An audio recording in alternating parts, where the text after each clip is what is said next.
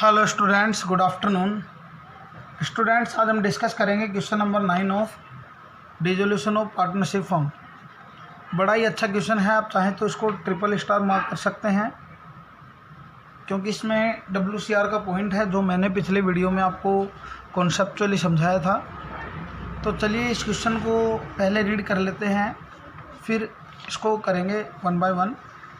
First of all, इसमें आपसे पूछा है कि रियलाइजेशन अकाउंट बनाएं, कैपिटल अकाउंट बनाएं और बैंक अकाउंट बनाएं।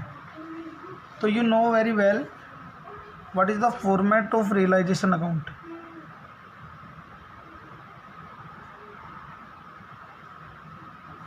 क्वेश्चन को जल्दी करने का एक बड़ा ही सिंपल तरीका है ये कि रिक्वायरमेंट आप पढ़ लें, उसके अकॉर्डिंग फॉर्मेट आप फटाफट से बना लें। क्वेश्चन नंबर 9 है बेटा ये।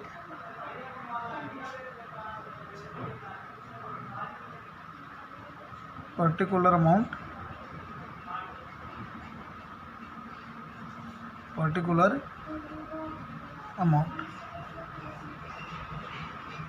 चलिए शुरू करते हैं।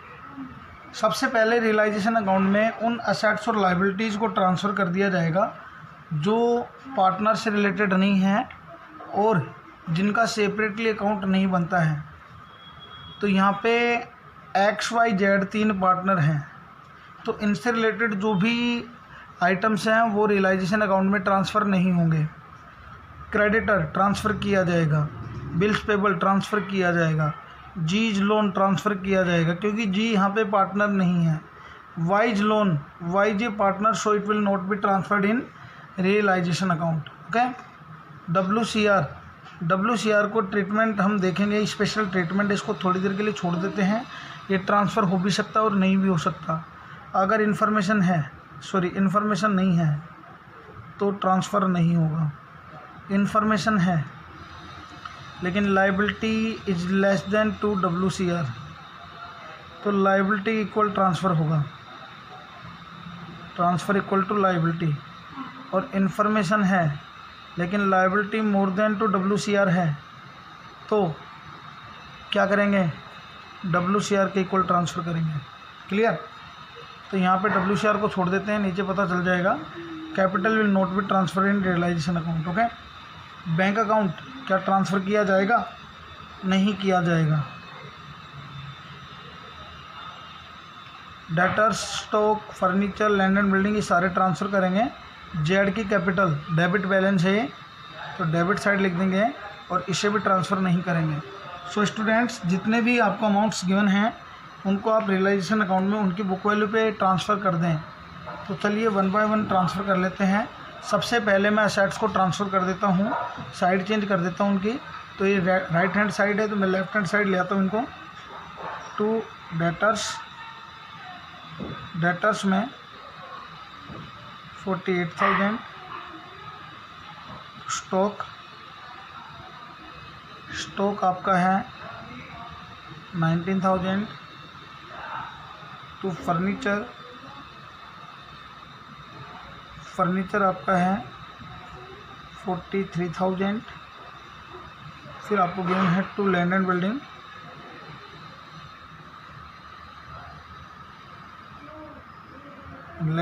आपको गिवन है 1,09,000। ओके। अब लायबिलिटीज़ को साइड चेंज करके ट्रांसफ़र कर दें। By creditors 30,000, by bills payable 10,000, by जीज लोन 18,000। और एक लाइन में WCR के लिए छोड़ देता हूँ, हो सकता है कि उसे ट्रांसफ़र कर दिया जाए। पहले मैं WCR का पॉइंट ढूंढ लेता हूँ। तो लास्ट में पॉइंट दे रखा है compensation to workman paid by the firm ₹15,000। WCR के अगेंस्ट लायबिलिटी 15,000 की है, तो यहाँ पे WCR का अमाउंट ज़्यादा है और लायबिलिटी कम है, तो liability is less than 2 WCR, तो लायबिलिटी इक्वल अमाउंट ट्रांसफ़र कर दिया जाएगा। तो यहाँ मैं लिख दूँगा बाय WCR और यहाँ पे लायबिलिटी आपकी है 15,000 रुपये। 15,000 रुपये मैंने WCR से रियलाइजेशन में ट्रांसफ़र कर दिए हैं। क्लियर। अब हम चलते हैं point 2.8 one by one. The firm was dissolve on the above date on the following terms. Realized, debtors realized. Realize का मतलब होता है पैसा मिल गया, वसूल हुआ, कैश आया। जब भी एसेट से कैश आता है, एसेट्स बिकने से कैश आता है, तो आप बच्चों लिखेंगे बाय बैंक अकाउंट, और ये सभी के लिए कॉमन होगा। बाय बैंक अकाउंट, जिससे आपके पास पैसा आया उसको आप बाय बैंक में लिख देंगे। डेटर से 29,000 रुपये आए तो आप लिखेंगे डेटर्स 29,000। उसके बाद आपके पास पैसा आया, क्रेडिटर को आपने क्रेडिटर को पेमेंट किया, बीपी का पेमेंट किया डिस्काउंट पे, तो आप लिखेंगे, अगर लायबिलिटीज़ का पेमेंट करते हैं तो आप लिखेंगे टू बैंक। नगद पेमेंट होती है तो टू बैंक, और कोई पार्टनर पे करता है तो to partners capital, to bank. Creditor और बीपी का पेमेंट आप डिस्काउंट पे कर रहे हैं बेटा। क्रेडिटर 30,000 के हैं, 10% डिस्काउंट देने से आपको 27,000 ही पे करने पड़ेंगे। बीपी 10,000 के हैं और 10% डिस्काउंट देने के बाद आपको केवल 9,000 ही पे करने पड़ेंगे। चलिए, stock was taken over by x ₹17,000। Stock x ने ले लिया। अगर स्टॉक नगद बिकता तो बाय बैंक लिखते हैं, लेकिन ये स्टॉक किसने ले लिया, एक्स ने, तो आप लिख देंगे बाय एक्स कैपिटल, और एक्स ने लिया स्टॉक। स्टॉक कितने में लिया, जितने में लिया उतना अमाउंट आप लिख देंगे। स्टॉक 17,000 में लिया तो 17,000 मैंने लिख दिए आउटर कॉलम में। उसके बाद फर्नीचर सोल्ड कर दिया के को, के इज नॉट ए पार्टनर, और ये 20,000 रुपये में किया, तो के को बेचा, के पार्टनर नहीं है तो उससे हमें नगद पैसा मिला होगा।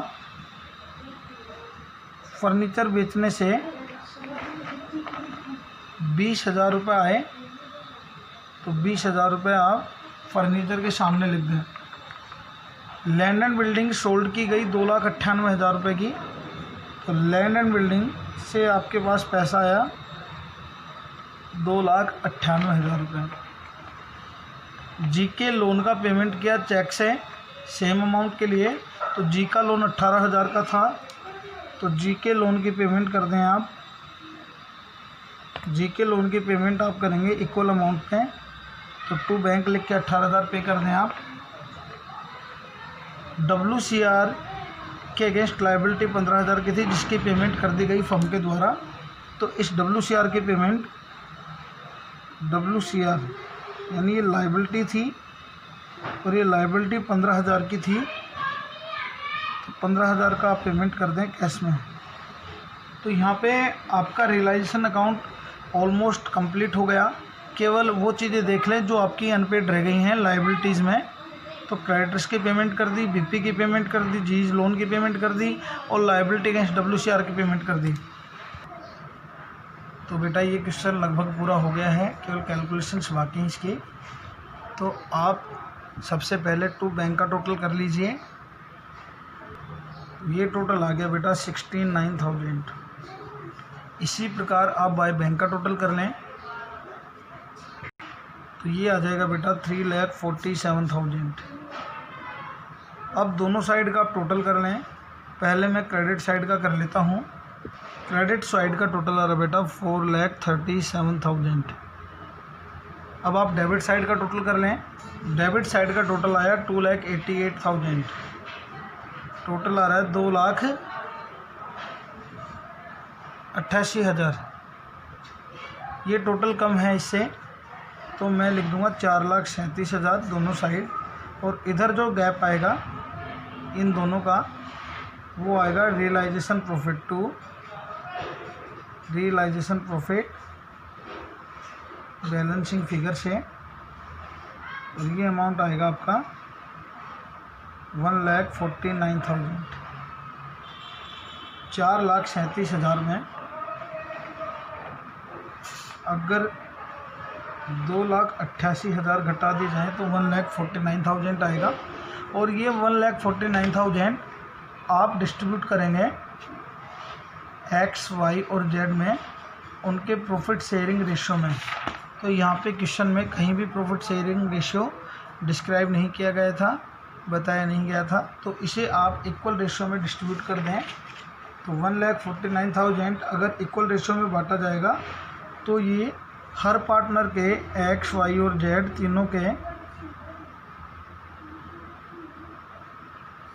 49,667 रुपये, 49,667 रुपये आ जाएगा। और इस प्रकार से आपका रियलाइजेशन अकाउंट कंप्लीट हो जाएगा। अब हम बनाएंगे बच्चों पार्टनर्स लोन अकाउंट।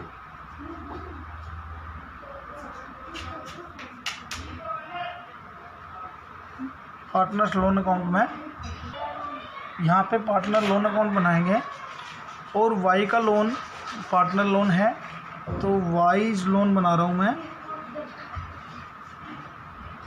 सबसे पहले उसका ओपनिंग बैलेंस लिख दें। ओपनिंग बैलेंस 20,000 है तो आप लिख दें बाय बैलेंस BD 20,000 और इसकी आप पेमेंट कर दें कैश में टू बैंक 20,000 और यहाँ पे वाई का लोन बन गया है।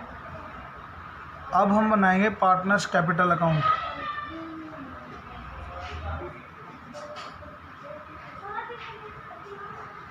Students, there are 3 partners X, Y and Z. तो 3 कॉलम आप अमाउंट के एक्स, वाई, जेड के बनाएंगे।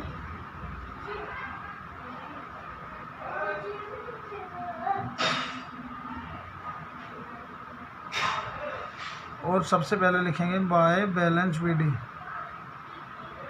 Opening balance of partners capital credit है एक्स और वाई की 75,000 एक्स की, 85,000 वाई की। और डेबिट है जेड की तो उसको डेबिट में लिख देंगे हम टू बैलेंस BD। और जेड की कैपिटल आपको गिवन है 20,000 डेबिट बैलेंस। ओके। अब स्टूडेंट्स जहाँ पे भी आपको एक्स, वाई, जेड का नाम दिखे उसे उठा लें आप। तो इस साइड आपको रियलाइजेशन का प्रॉफिट ही गिवन है बस, तो उसे आप उठा लें रिवर्स साइड में बाय रियलाइजेशन प्रॉफिट 49,667, 49,667 और 49,666 रुपये। इस साइड में आप देखें एक्स, वाई, जेड का नाम है क्या, ये रहा। तो आप लिख दें टू रियलाइजेशन। ये एक्स का अमाउंट है 17,000 रुपये तो आप लिख दें 17,000 रुपये। अब आप बैलेंस शीट में देखें कोई अमाउंट पार्टनर कैपिटल में ट्रांसफ़र तो नहीं होगी। तो यहाँ स्टूडेंट्स आपको WCR में 15,000 आपने रियलाइजेशन में ट्रांसफ़र कर दिए थे तो 18,000 अभी भी आपके बचे हुए हैं। तो वो 18,000 पार्टनर में डिस्ट्रीब्यूट कर देंगे बाय WCR।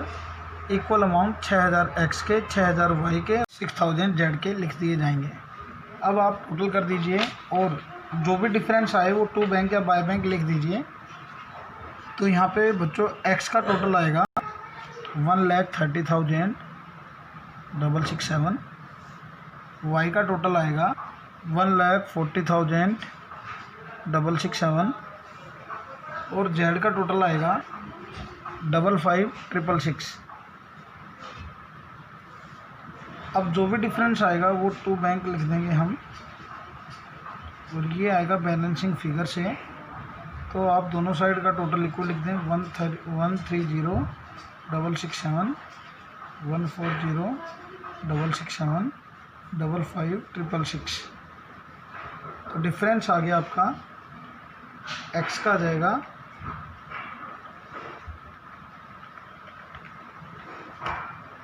1,13,667 रुपये,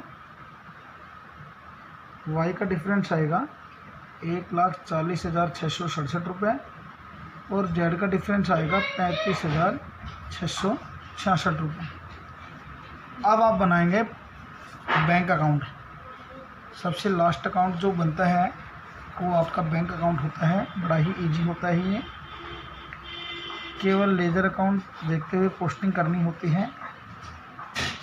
स्टूडेंट्स, बैंक अकाउंट का बैलेंस आप लिख दीजिए। ओपनिंग बैलेंस 32,000 रुपये है तो आप लिख दें टू बैलेंस BD 32,000 रुपये। उसके बाद जहाँ पे भी आपको बैंक दिखे वो आप लिख दीजिए। बाय बैंक लिखा हुआ है 3,47,000, तो आप लिख दें टू रियलाइजेशन 3,47,000। फिर इधर आपका लिखा हुआ है टू बैंक 69,000, तो यहाँ आप लिखें बाय रियलाइजेशन 69,000।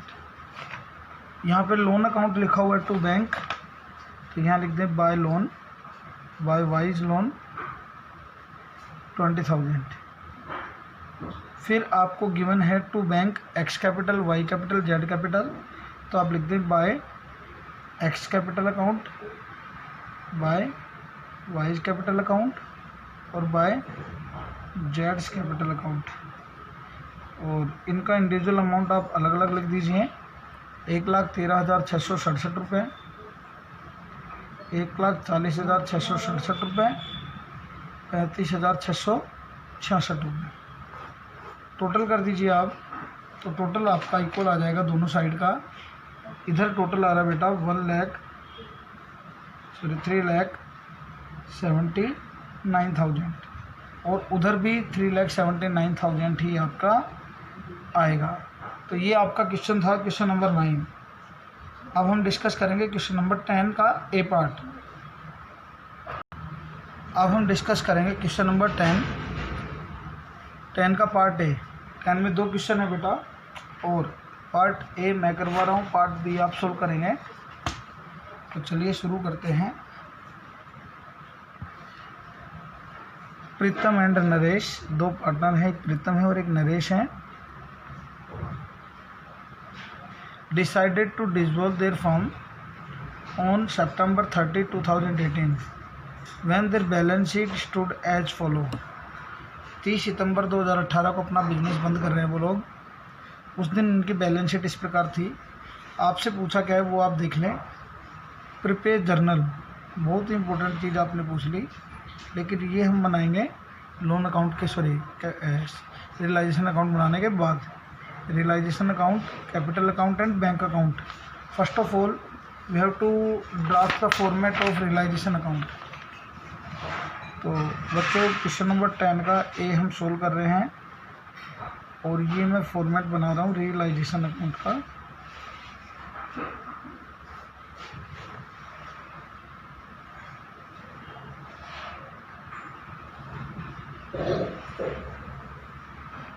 अब रियलाइजेशन अकाउंट में जो असेट्स और लायबिलिटीज आपको ट्रांसफ़र करनी है और जो ट्रांसफ़र नहीं करनी है उनको आप क्लासीफाई कर लें। तो यहाँ पे आपको कैपिटल अकाउंट ट्रांसफ़र नहीं किया जाएगा, चाहे प्रीतम का हो या नरेश का हो। Loan account, Naresh is a partner, so ये भी ट्रांसफ़र नहीं किया जाएगा। मिसिज प्रीतम लोन, प्रीतम की वाइफ का लोन है, तो ये आउटसाइडर का लोन है, इसे आप ट्रांसफ़र करेंगे। सन्ड्री क्रेडिटर्स ट्रांसफ़र किया जाएगा, आउटस्टैंडिंग रेंट ट्रांसफ़र किया जाएगा। Cash in hand, cash at bank transfer नहीं होता है। स्टॉक इन ट्रेड ट्रांसफ़र होगा, BR ट्रांसफ़र होगा, सन्ड्री डेटर्स ट्रांसफ़र होगा। प्रोविज़न लाइबिलिटी की तरह ट्रांसफ़र होंगे। Furniture, plant machine, goodwill, prepaid insurance, ये सारी एसेट्स आपको ट्रांसफ़र करनी है। तो सबसे पहले हम एसेट्स को ट्रांसफ़र कर लेते हैं उनकी बुक वैल्यू के ऊपर। तो यहाँ पे मैंने रियलाइजेशन का फॉर्मेट रेडी कर लिया है आप लोगों के लिए। अब आप लोग ध्यान से देखें, मैं एसेट्स को लेके आ रहा हूँ। Stock in trade, stock in trade to stock in trade 21,500 रुपये। टू बिल्स रिसीवेबल 8,800 रुपये।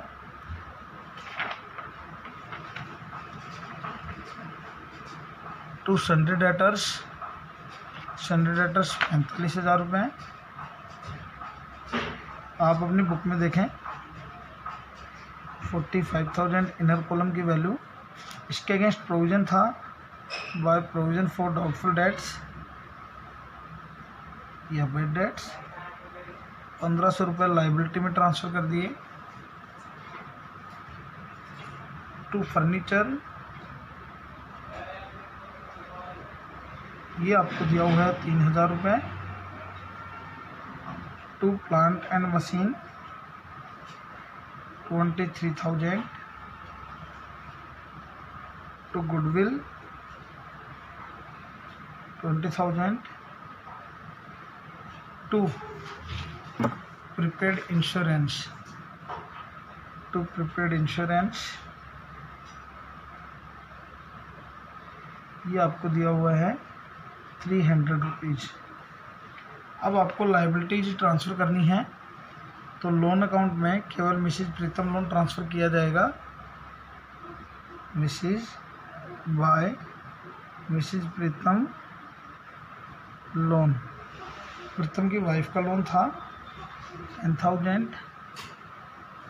उसके बाद sundry creditors bye sundry creditors, ये अमाउंट था आपका 36,000 बाय आउटस्टैंडिंग रेंट, ये आपका अमाउंट है 500। तो ये आपने असेट्स और लायबिलिटीज ट्रांसफ़र कर दी हैं।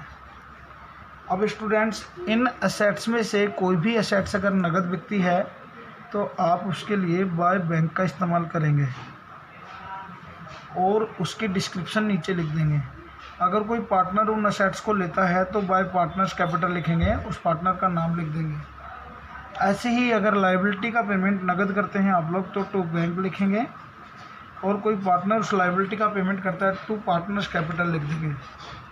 तो यहाँ पे पहला पॉइंट है, पॉइंट नहीं है, पैराग्राफ है बेटा यहाँ पे। The assets were realise as follow. Realise का मतलब मैंने बताया था कि कैश आया, कैश आया तो बाय बैंक लिखेंगे आप। और कैश किससे कितना आया, स्टॉक से आपके पास आए 20,000 रुपये, तो बाय बैंक नीचे स्टॉक, और स्टॉक को इनर कॉलम में 20,000 लिख देंगे। बिल्स रिसीवेबल से आपके पास 3800 रुपये आए, तो BR 3800। फर्नीचर से 5,100 रुपये आए, फर्नीचर 5,100 रुपये। प्लांट एंड मशीन से 35,000 रुपये आए, प्लांट एंड मशीन से आपके पास 35,000 रुपये आए। सन्ड्री डेटर से 10% कम आए उसकी बुक वैल्यू से, तो यहाँ पे बुक वैल्यू बेटा इनर कॉलम होती है, ध्यान रखना। तो 45,000 में 10% कम आएंगे तो डेटर से 4,500 रुपये कम आएंगे, तो टोटल वैल्यू आ जाएगी 40,500 रुपये। सन्ड्री क्रेडिटर्स ने हमें डिस्काउंट दिया 5%, तो सन्ड्री क्रेडिटर्स को पेमेंट करेंगे हम डिस्काउंट के ऊपर। क्रेडिटर की अमाउंट थी 36,000 रुपये, इसमें आपको 1,800 का डिस्काउंट मिल गया, तो आपने पेमेंट करी 34,200 रुपये की। उसके बाद दिया हुआ है कि प्रीतम अपनी वाइफ का लोन पे करने के लिए एग्री हो गया, तो यहाँ पे प्रीतम की वाइफ का लोन प्रीतम पे कर रहे हैं, तो हम लिखेंगे टू प्रीतम्स कैपिटल अकाउंट। चाहे वाइफ का हो या किसी भी पार्टी का लोन हो, किसी भी टाइप की लायबिलिटी हो, वो पार्टनर अगर पे करेगा तो पार्टनर्स कैपिटल क्रेडिट करेंगे। यहाँ पे स्पाउस लोन की पेमेंट कर रहा है वो, और कितनी वैल्यू पे कर रहे हैं गिवन नहीं है, तो यहाँ पे टोटल इक्वल वैल्यू ले लेंगे। तो वाइफ का लोन चल रहा था 10,000 और 10,000 का पेमेंट प्रीतम ने कर दिया। उसके बाद प्रीतम और नरेश प्रॉफिट लॉस को बांटते हैं उनकी कैपिटल के रेशियो में। उनकी कैपिटल का रेशियो 40:20 है, यानी 2:1 उनका प्रॉफिट शेयरिंग रेशियो है। तो जो भी रियलाइजेशन पे प्रॉफिट आएगा वो 2:1 में बांट दिया जाएगा। अब आपको यहाँ पे जितने भी लायबिलिटीज़ हैं उनको देखना है क्या उनका पेमेंट हो गया। तो बेटा प्रोविज़न का कभी भी पेमेंट नहीं होता। प्रीतम की वाइफ का लोन पेमेंट कर दिया प्रीतम ने, क्रेडिटर का पेमेंट हो गया, नगद पेमेंट कर दिया, आउटस्टैंडिंग रेंट का पेमेंट नहीं हुआ, तो यहाँ पे जितनी वैल्यू दे रखी है उतनी वैल्यू का पेमेंट आप करेंगे। तो यहाँ पे 500 अमाउंट दे रखा है, 500 की पेमेंट कर दें। तो यहाँ आ जाएगा 34,700 रुपये। आपका रियलाइजेशन अकाउंट बनके तैयार है, लेकिन एक चीज़ बाकी रह गई, expenses on dissolution come to ₹800। तो ये खर्चे भी आप अलग से लिख दें, चाहे इसमें लिख दें आप। तो मैं यहाँ पे इसको काट के 800 रुपये रियलाइजेशन एक्सपेंसेस के और इसमें ऐड कर देता हूँ। तो ये हो जाएंगे आपके 35,500 रुपये। ओके, अब आपको एसेट्स के जो भी अमाउंट मिले हैं उनका आप टोटल कर दें। सर एसेट्स की अगर कोई पेमेंट नहीं मिली हो तो उसकी वैल्यू आप 0 मानेंगे। ओके, यहाँ पे स्टॉक का पेमेंट मिल गया, बीआर का पेमेंट मिल गया, डेटर का पेमेंट मिल गया, फर्नीचर का पेमेंट मिल गया, प्लांट एंड मशीन का पेमेंट मिल गया, लेकिन इन दोनों का पेमेंट नहीं मिला तो इनकी वैल्यू हम 0 मान लेंगे। अब आपकी कैलकुलेशंस केवल बाकी हैं, बाकी क्वेश्चन आपका कंप्लीट हो चुका है। तो यहाँ पे आप टोटल करें क्रेडिट और डेबिट दोनों साइड का, लेकिन डेबिट और क्रेडिट का टोटल करने से पहले बैंक का टोटल कर लें आप लोग। तो ये टोटल आ जाएगा 1,04,400। और अब आप दोनों साइड के डेबिट और क्रेडिट साइड का टोटल कर दें। तो यहाँ पे क्रेडिट साइड का टोटल आपका कम आ रहा है, डेबिट का ज़्यादा आ रहा है। डेबिट का टोटल आया 1,67,100 और क्रेडिट का टोटल आ रहा है 1,52,400। तो यहाँ पे आपके पास आया by realisation loss balancing figure से, और ये लॉस आया आपका 14,700 का। इस लॉस को आप कैपिटल के रेशियो में बांट दें, क्योंकि वही उनका प्रॉफिट शेयरिंग रेशियो है 2:1। तो 2:1 में अगर बांटा जाएगा तो 9,800 एक्स की कैपिटल, सॉरी प्रीतम की कैपिटल में चले जाएंगे, और 4,900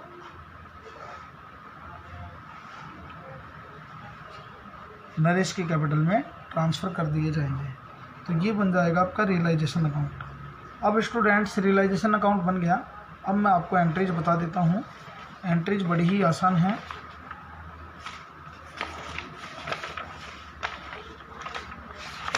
सबसे पहले असेट्स को रियलाइजेशन अकाउंट में ट्रांसफ़र करेंगे तो आपकी एंट्री बन जाएगी, एंटी क्लॉकवाइज हम चलते हैं हमेशा।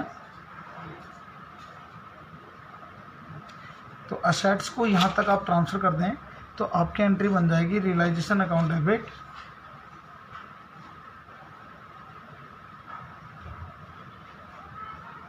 To stock, to BR, to debtors, to furniture, to plant and machine, to goodwill,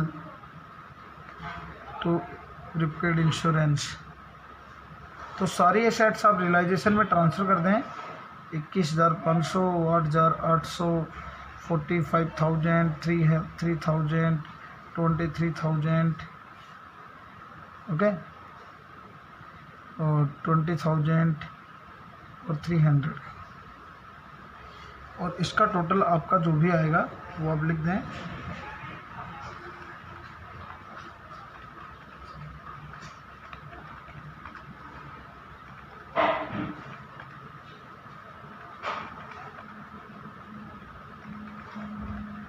$1,21,600 आपका टोटल आ जाएगा। तो ये असेट्स आपने ट्रांसफ़र कर दिए। अब लाइबिलिटीज़ को ट्रांसफ़र कर दें। तो यहाँ पे बाय लिखा हुआ है तो इनको पहले लिखेंगे। Provision for bad debts, Mrs Pritam loan, sundry creditors, outstanding rent, to realisation. तो यहाँ पे 1,500, 10,000, 36,500, तो आ जाएंगे 46, 47, 48, 48,000। तो ये असेट्स और लाइबिलिटीज़ हमने ट्रांसफ़र कर दी है। अब असेट्स को बेच दें आप। तो असेट्स नगद बिकी 1,04,400 में, तो आप लिख देंगे bank account debit to realisation. जो असेट्स नगद में बिकेगी उसके लिए आप लिखेंगे बैंक टू रियलाइजेशन, क्योंकि बाय बैंक है, बाय बैंक टू रियलाइजेशन।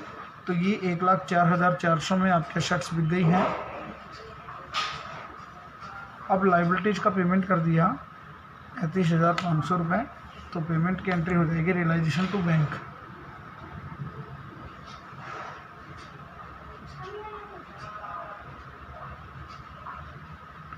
₹35,500 आपने पे कर दिए लाइबिलिटीज़ के। प्रीतम ने अपनी वाइफ के लोन का पेमेंट किया तो एंट्री की realisation account debit to Pritam's capital. Realisation account debit to Pritam's capital account, और ये आपका अमाउंट आ जाएगा 10,000। सारा काम हो गया। अब आपका लॉस आया डिफरेंस से 14,700 से, और ये लॉस आपने प्रीतम और नरेश में डिस्ट्रीब्यूट कर दिया। तो एंट्री की आपने Pritam's capital Naresh capital to realisation, Pritam's capital Naresh capital to realisation account. और यहाँ पे लॉस था आपका 14,700 का, जो 9,800 आपने प्रीतम को, 4,900 आपने नरेश को डिस्ट्रीब्यूट कर दिए। तो ये आपकी एंट्रीज थी। अब हम बनाएंगे बेटा पार्टनर्स कैपिटल अकाउंट। बहुत ही आसान सा होने वाला भी है, फटाफट से कर देंगे हम। प्रीतम नरेश।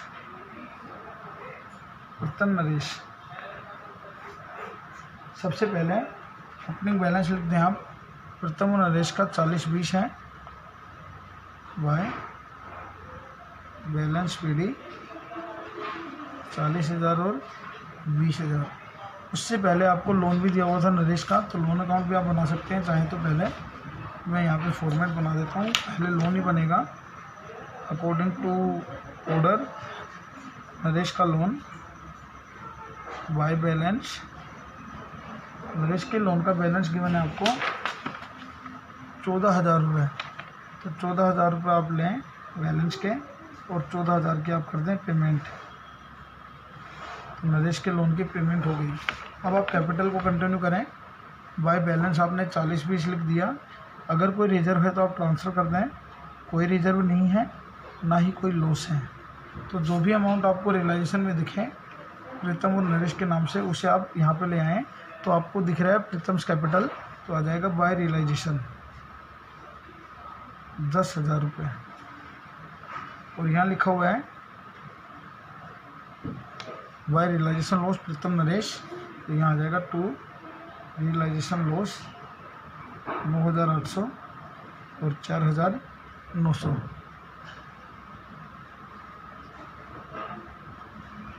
अब जो भी डिफरेंस आएगा बेटा उसकी आप पेमेंट कर दें।